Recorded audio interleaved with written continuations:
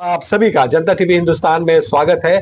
मैं इस वक्त सेंट्रल कोलकाता में हूं और जैसा कि आप जानते हैं हमारे साथ इस वक्त डॉक्टर एम ए परवेज साहब हैं। डॉक्टर परवेज साहब के बारे में मैं बता दूं कि प्रोफेसर भी हैं और कलकत्ता यूनानी मेडिकल कॉलेज एंड हॉस्पिटल के एचओडी मेडिसिन है। बरसों से ये इलाज कर रहे हैं, काफी मरीजों का इन्होंने इलाज किया है और 20 साल से भी ज्यादा अरसा का इनका तजर्बा है। तो हम आज जो बात करेंगे इनसे और भी दीगर मसलों पे बात हो चुकी है। आज जो हम बात करेंगे वो कंस्टिपेशन पे यानी कब्ज पर। और जैसा कि जानते हैं कि रमजान का महीना चल रहा है और लोग खाने पीने में एहतियात नहीं कर रहे हैं, जिसकी वजह से उनकी परेशानियां बढ़ जाती हैं। तो इन्हीं तमाम चीजों पर, चूंकि रमजान का सिलसिला चल रहा है, कई एपिसोड हम लोग ने रमजान के सिलसिले में बात की है, तो आज हम बात करेंगे कब्ज पर।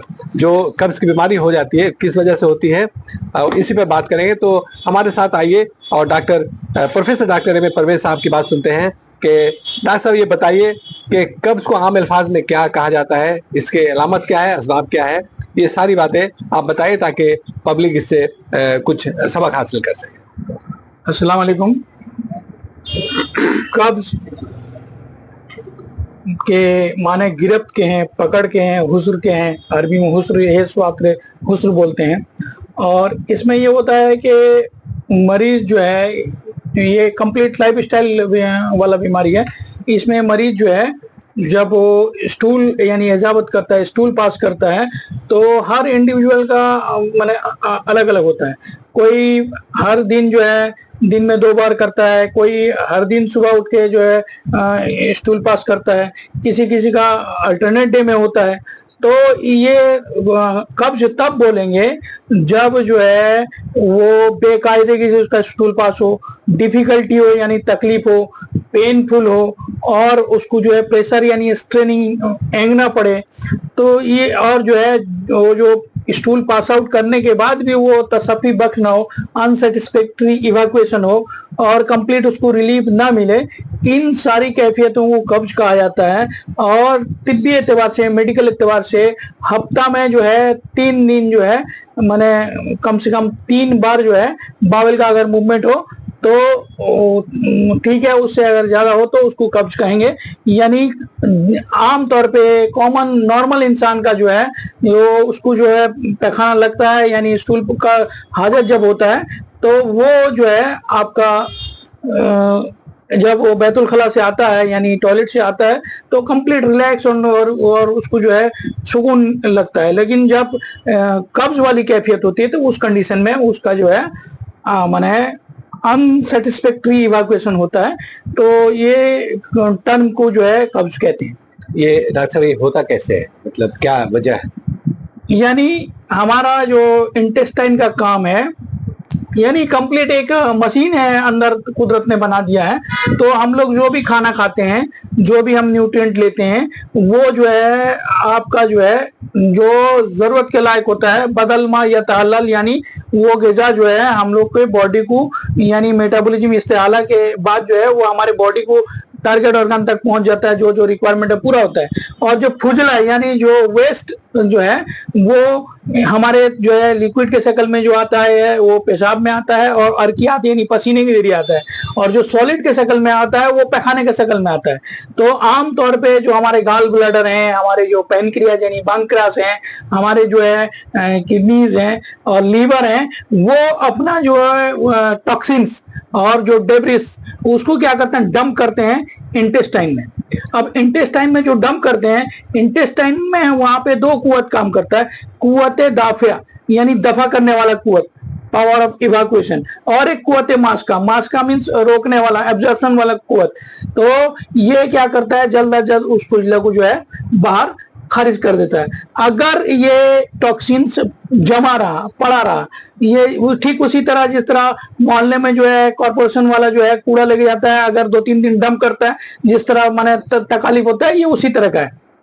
अगर ये वहां पे टॉक्सिन्स किसी भी कारण से ब्लॉकेज हुआ या किसी भी वजह से वो इवैक्यूएट नहीं होता है यानी पैखाना नहीं हो पाता है, तो उस कंडीशन में क्या होता है, वहां पे जो टॉक्सिन्स जो है वो एब्जॉर्ब होने लगता है काय में, लार्ज इंटेस्टाइन में। जो इंटेस्टाइन में एब्जॉर्ब होता है, जिसके नतीजे में जो है वहाँ सूजन होता है, इन्फ्लामेशन होता है। उसके बाद वहाँ का इम्यूनिटी कमजोर होता है, इम्यूनिटी कमजोर के बाद स्किन में रैशेस आता है, माइग्रेन हेडेक होता है, और जो है बाज औकात जो है न्यूरोलॉजिकल डिजेनरेशन डिजीज यानी पार्किंसंस डिजीज होता है।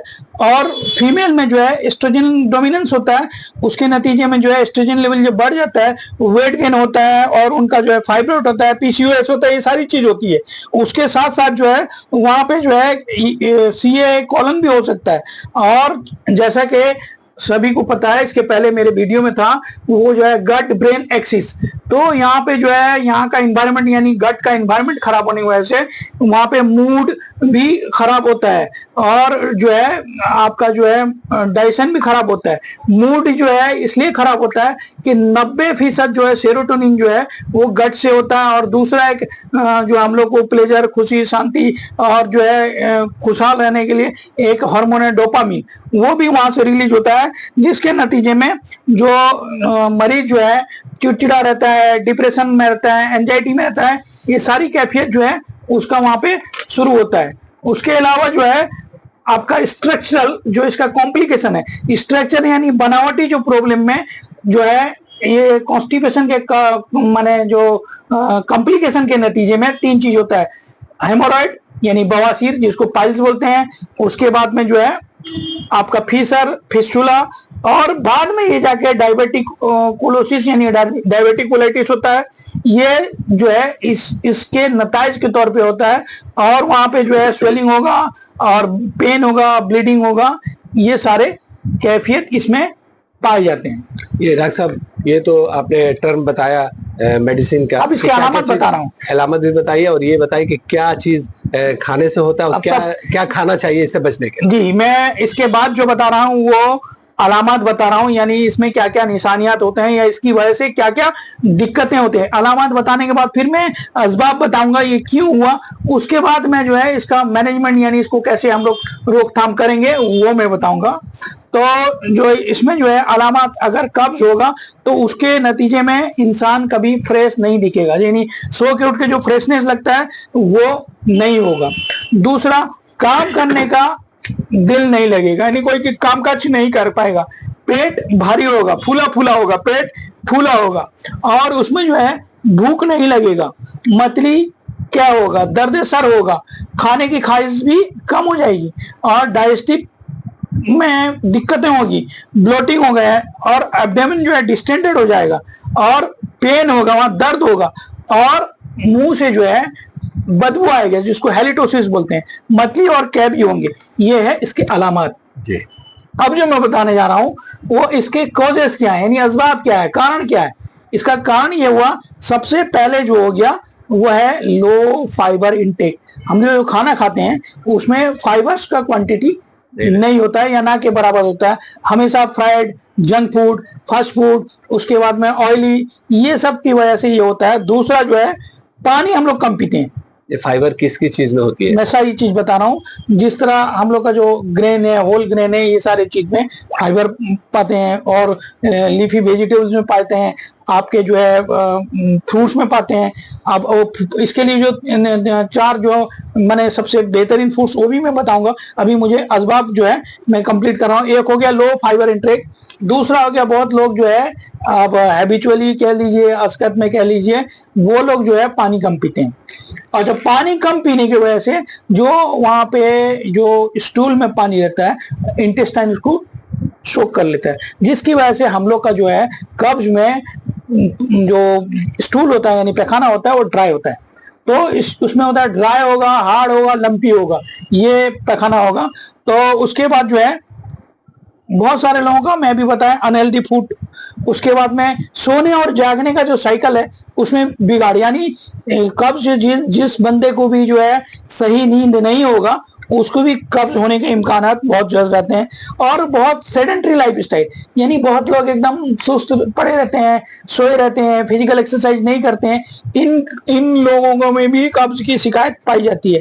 और अभी कोई काम काज में मशगूल है, कोई जो है बैठा हुआ है, उसको जो है आपका पैखाने का हाजत हुआ तो वो नहीं करता है या टाल देता है, या कभी कभी जो है कहीं ऐसे जगह में है जो हम ट्रैवल में है, सफर में है, जो उस कंडीशन में हमको जो है रोकना पड़ता है। ये भी एक कारण है, नहीं रोकना चाहिए। और दूसरा जो है प्लेस चेंज होने से या वो भी होता है, और जो हमेशा सफर में रहते हैं, ये भी एक इसके कारण है। उसके बाद कारण में जो है कुछ कुछ बीमारियां हैं, क्योंकि इसके कारण बताने में यहाँ पे जो है कुछ कुछ बीमारियां हैं, जिस तरह आपका थायराइड हो गया, डायबिटीज हो गया, ओबेसिटी, IBS और प्रेगनेंसी। औरतों में प्रेगनेंसी में भी जो है पेरिस्टाल्टिक मूवमेंट कम होता है, ओल्ड एज, इन सारे कंडीशन में भी कब्ज हो सकता है। और कुछ कुछ दवाएं में जिस तरह एंजाइटी, डिप्रेशन, एंटीसाइकोटिक मेडिसिन जो लेते हैं, जो दिमागी कंडीशन को ठीक रखने के लिए जो मेडिसिन लेते हैं, उसको भी जो है कब्जियत पैदा करता है। और एक्सेसिव एंटासिड जो है वो भी पैदा करता है। और प्रेग्नेंट लेडी आयरन सप्लीमेंट लेती हैं और कैल्शियम सप्लीमेंट लेती हैं, वो भी जो है आपका कब्ज का बाइस बनता है। तो आयरन और कैल्शियम सप्लीमेंट के लिए जो है उस कंडीशन में जो है मैग्नीशियम दिया जाता है। और दर्द के लिए जो ओपिएट डेरिवेटिव यानी अफ्यून वाला जो डेरिवेटिव है वो भी कब्जियत का बाइस बनता है। उसके बाद में जो है हजम के दुश्वारी और हजम के गड़बड़ी के नतीजे में भी जो है बहुत दिन तक अगर इसमें रहा तो उस कंडीशन में भी कब्ज हो सकता है। स्ट्रेस से भी कब्ज हो सकता है। अब मैं अनहेल्दी जो बोला था, जिस तरह जंक फूड, फ्राइड ऑयली, सब बोला, और कुछ कुछ ऑटो इम्यून डिजीज है उस कंडीशन में हो सकता है। और कनेक्टिव टिश्यू का जो डिजीज जिस तरह स्लेरोडर्मा बोल के है, उस कंडीशन में भी ये कब्ज हो सकता है। और कुछ कुछ लोगों को कोई चीज जो है टॉलरेंट नहीं है, जिस तरह ग्लूटीन बोल के एक चीज जो गेहूं वगैरह में पाया जाता है, उसके इंटॉलरेंस के नतीजे में भी ये होता है। कुछ कुछ डायरी प्रोडक्ट यानी जो हम लोग दूध वगैरह जो है वो भी किसी को इंटॉलरेंस है, उन लोगों को भी कब्जियत होता है। और इसके जो टाइप्स हैं, टाइप्स दो हैं, प्राइमरी और सेकेंडरी। प्राइमरी ये बीमारी जो है कोलन में खुद पैदा होगा तो उसको जो है प्राइमरी बोलेंगे, क्योंकि ये कोलन जो है हम लोग का जो है ये हो गया ascending colon, transverse colon, descending colon, segment colon, फिर रेक्टम। तो ये जब कोलन में बीमारी होगा वो हो गया प्राइमरी। उसमें स्लो ट्रांजिट होगा, यानी पेरिस्टाल्टिक मूवमेंट स्लो होगा। और कभी कभी जो है वहां का जो फ्लोर है, पेल्विक फ्लोर जो है, उसमें जो है उसके मसल्स वगैरह में अगर गड़बड़ी होगा तो उस कंडीशन में भी होगा। सेकेंडरी, प्राइमरी हो गया। सेकेंडरी मैंने अभी जो बताया, जो आपका ओबेसिटी, आपका डायबिटीज, थायराइड, ये सारे बीमारियां जो हैं वो आपके सेकेंडरी में आएंगे। अब मेन मुद्दे पे हम लोग आ जाएं, जो इसको, अब ये तो कब्जियत तो हो गया, अब इसको कैसे हम लोग जो है इससे बचेंगे। तो हम लोग को बोला गया है कि खाना अच्छे से चबा चबा के खाएंगे, लेकिन हम लोग क्या करते हैं, चबा के कम खाते हैं, दबा के ज्यादा खाते हैं, एकदम गले तक खाते हैं। तो पहले हम लोग लाइफ स्टाइल और डाइट, हम लोग का जो डाइट यानी खान पान को ठीक करेंगे, यानी एक्सरसाइज करेंगे, योगा करेंगे, और जो फाइबर इंटेक जो है वो हम लोग बढ़ाएंगे। और 25 से 30 ग्राम तक जो है हम लोग पर डे फाइबर लेंगे। और पानी जो है कम से कम 2 से 3 लीटर पियेंगे, एक्सरसाइज करेंगे। और जब पैखाने का हाजत हो उस वक्त हम लोग पैखाना जरूरत के हिसाब से कर लेंगे। उसके बाद में यहाँ पे जो है जो फ्रूट्स में बताया, फ्रूट्स में जो है पाइनएप्पल, उसमें ब्रोमेलिन पाया जाता है। पाइनएप्पल माने जिसको अनानास बोलते हैं, वो इसके लिए बहुत बेहतरीन है। और देखिए अभी एक ट्रेंड चला हुआ है चिया सीड्स, ठीक है, आप चिया सीड लीजिए, लेकिन चिया सीड से ज्यादा बेहतर जो है तुख्मे रिहान, होली बेसिल सीड्स, यानी तुलसी का तुख्म, सीड्स ऑफ तुलसी। तो तुख्मे रिहान जो है ये इंडियन ओरिजिन है, जबकि जो चिया सीड है वो मैक्सिको से आया है। और चिया सीड जो है गर्म तासीर रखता है, जबकि जो है तुख्मे रिहान यानी होली बेसिल सीड जो है उसका मिजाज सरतर है। उसमें भी सेम क्वांटिटी ऑफ पाया जाता है, लेकिन चूंकि ये फॉरेन का है इसलिए इसको जो है आप वो करते हैं। तो ये हो गया आपका चिया सीड। चिया सीड अगर मान लीजिए आप लोग नहीं ले सकते हैं तो तुख्मे रिहान लीजिए। उसी तरह एवोकाडो में भी अच्छा खासा फाइबर है, अगर ये कॉस्टली है, हर आदमी अगर एवोकाडो न ले तो वो कम से कम हम लोग का इजीली अवेलेबल जो पपायन यानी पपीता है उसमें पपायन पाया जाता है, वो भी जो है फाइबरस रिच है, वो भी जो है हम लोग के लिए जो है ये कॉन्स्टिपेशन में काम आता है। उसके बाद कीवी, कीवी भी कॉस्टली है, कीवी फ्रूट्स में भी अच्छे क्वांटिटी में जो है पाया जाता है। अब अगर कोई कीवी ना ले पाए, किसी अगर माली हालत ठीक ना हो, तो हम लोग का यहाँ गुआवा अमरूद है ना, तो वो इंटेक कर सकता है। ऊड एप्पल मतलब जो बेल फ्रूट, बेल का जो है शरबत के हिसाब से भी ले सकता है, बेल को जो है आप ऐसे भी खा सकता है, तो ये हो गया। और दूसरा जो है हमारे यहाँ जो है जो प्रीबायोटिक प्रोबायोटिक, ये पेट को ठीक रखने के लिए वो ले। उसके बाद में हमारे यहाँ जो त्रिकटु के नाम से जो है 3 चीज हम लोग देते हैं, जिंजर यानी अदरक, और फिलफिलसिया फिलफिलदराज, ये तीनों के कॉम्बिनेशन को त्रिकटु बोलते हैं। उसके बाद में आंवला जूस, वो भी जो है कॉन्स्टिपेशन के लिए बेहतर है, और एलोवेरा जूस। और ये जूस जो भी है मार्केट अवेलेबल न लें, घर में खुद बना के खुद खाएं, ये जो है आपका। उसके बाद में त्रिफला का जो है वो ले सकते हैं, और बहुत सारे जो है आपके हर्ब्स हैं, जिस तरह आपका अनार हो गए, और सेना लिप्स है, सेना लिप्स का बहुत बेहतरीन इसमें जो है रोल है। इसबगोल मुसल्लम मुसबुल घास ये है। तो इन्हीं तदारुक के साथ जो है एक इंसान चाहे तो जो है अपने आप को कॉन्स्टिपेशन से बचा के रखेगा, खाना पीना ठीक करेगा। और एक चीज है मैंने बताया कि ये जो कब्ज यानी कॉन्स्टिपेशन का जो मेन कॉम्प्लिकेशन होता है वो पाइल्स होता है। पाइल्स अगर होता है तो आमतौर पे लोग क्या करते हैं, ओवर द काउंटर दवा ले लेते हैं, ब्लीडिंग होता है और दर्द होता है, सूजन होता है। तो इसके लिए जो है हम आपसे एक एडवाइस करेंगे डॉक्टरों को भी और मरीजों को भी, एक कोलोनोस्कोपी एटलीस्ट करा दीजिए, क्योंकि कहीं और रेक्टम के ऊपर से तो ब्लीडिंग नहीं हो। तो इन सारे तदारुक और खान पान और इसके जो है वजूहात को समझते हुए हम लोग कब्ज से अपने आप को दूर रख सकते हैं, और हम लोग जो है एक होने वाले जो है कॉम्प्लिकेशन से भी बच सकते हैं। बहुत शुक्रिया डॉक्टर साहब, हमारे साथ बातचीत करने के लिए।